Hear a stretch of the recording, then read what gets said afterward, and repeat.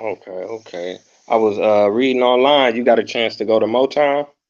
Yeah, I went to Motown. I was with Tom Pound for a couple years, and we did 3 albums and everything, and then I left, and then I went to Motown, and I was over Motown for about a year, and then I left Motown, and I didn't really have a lot of commercial success at Motown, and I left there, and I went to ABC, and then bam, that's when I had my first real commercial success as a solo artist.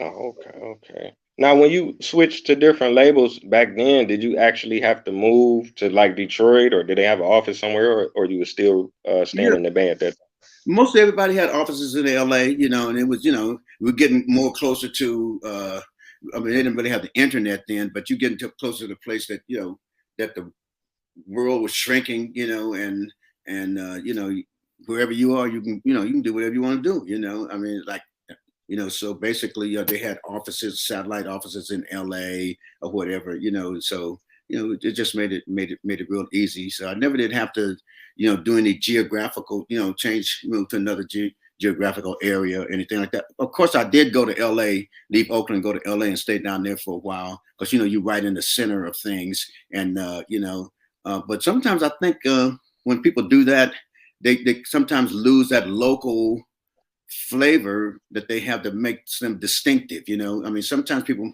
may have to go to New York or go to LA and, and get discovered, but what you bring, you know, is who you are. And so sometimes they can polish that and they can, enhance that. And then sometimes, people go those places and you they can kind of destroy, they say, oh, well, we're gonna make you do this, we're gonna put you like this and that. And then that's not really you. And if you don't fit, if it doesn't fit and you don't make it happen easily, then it can, something like basketball or something like that. Some guy's a great shooter, then you go to in high school, you go to college, and the coach said, "No, I want you to do this and concentrate on defense and work on passing," and then he loses shot, and things like that. So I think that a lot of times you have to try to fight to maintain who you are when when you get involved with these big labels, and if you have to move and go somewhere else and kind of take the direction of the A&R department, so stuff like that that they have at these big record companies. Oh, okay, okay. I appreciate you putting that in perspective. Mm-hmm. Let me see. My next question is about the famous track, "Cause I Love You." I wanted to ask you about how did that track come about? Did you write it or did you just sing it? Yeah, well, I wrote with a good friend of mine named Michael Bennett, and the way I met Michael, his dad was a carpenter, and I bought this house, and his dad used to work on the house for me, and he telling me every day, man, I got this son of mine, man, he bad, bad, bad. I'm like, oh man, everybody think they son bad, and so finally he just kept on at me. I said, I relented and said, okay, I want to meet your son. So when I met his son. His son was everything he said he was. He could dance, he could sing, play guitar, play bass, play keyboards, play drums, everything. And so I met his son. His son was a lot younger than me. And so he was like, we'd go to write. He said, I don't feel like writing right now because I got to be inspired. Something got to happen. Me and my girlfriend got to have a fight, or I got to see Oh somebody, wow. drunk or something, and see somebody get hit by a car. Something. He got to see something. Something's got to happen to get him in the mood to write. I said, man, them boys at Motown, they go, they got Bear Garden got a room over there, and they punch in that clock at 9 o'clock in the morning. And they sit there and they write, and Bear Garden come in at the end of the day. What you got? What you got? What you got? They get their check, and it's like a job. I said, Mhm. and I said, you can't be waiting for nothing spectacular to happen. You got to use your intellect. So I got him to buy into that, right? And so he came by, to write like we always do. And I was one day, and I was like, I don't really feel like it. And he's like, why? I said, oh, me and my girl got into it last night. I just ain't feeling. He said, would you tell Barry Gordy that? And I said, no. He said, come on then. So we went, sit down the piano, boom, there it is. Yeah, yeah. Wow, wow. So I want to ask you, it's a famous line in that song where you be like, girl, as a writer, did you write it like that, or is that just the artist side of you Yeah, that was just the remixing it? artistic. Yeah, that was just me doing that. I think, sometimes I think about it, and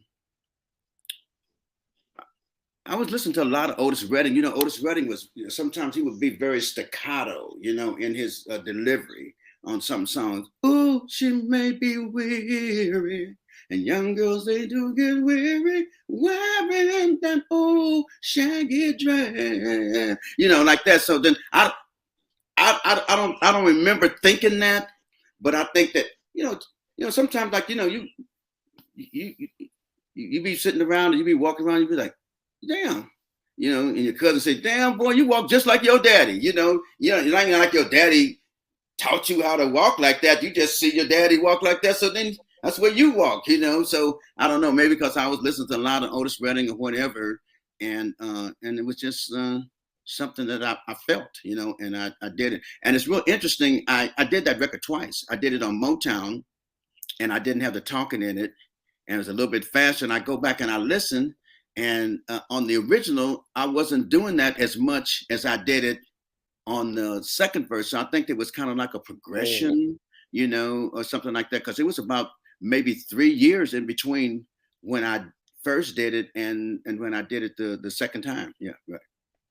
Oh, wow, wow. Mhm. Okay, now you had mentioned it a little bit earlier about the different artists that have sampled it over the years, and these are some extremely large artists. I think Kanye West is like a billionaire now. Yeah. When you hear these remixes of your song, how does that make you feel as an artist? But you know, it's funny. I always tell the joke. I said when I first heard it, I was like, dang, they got me sounding like a chipmunk in the back, right? And then I got my first check, right? I got two checks, one for being the writer and one for being the publisher. And they were both 94,000 apiece. I said, ooh ooh ting tang. I said, I'll be a chipmunk for that kind of money, right? Yeah. So I was like, because at first I was like, yeah, I say I like it, but then why they had to have me sounding like a chipmunk? You know, and I was like, oh man, shoot, I am the number one chipmunk for that kind of money, right? Man, exactly. But that just Wow. shows the Kanye's creativity, you know, and you know he's just a super talented young man. Yeah. Yeah, yeah, most definitely. Okay, and I wanted to ask you, how has the pandemic affected you as an artist? Has it provided you more time to write and record? Has it affected, your touring? Are you back touring? Is it open for you? Or, Mhm. Yeah, but it definitely affected touring. I mean, we were just like at a gig one night, and then it's like, oh, everybody's talking about it. Then the next gig came home. Next gig, we're on the way to the airport. Boom, hey, phone ring, gig canceled.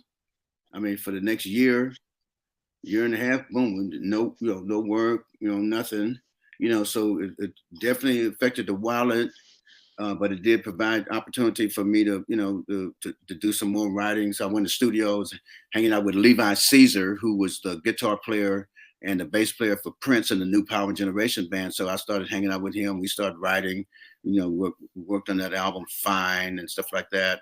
And so definitely provided that for me. So in June 12th of this year, I started back working. That was my first date, and I've been working just about every weekend, since June 12th, and pockets on swole again, and everything is all good.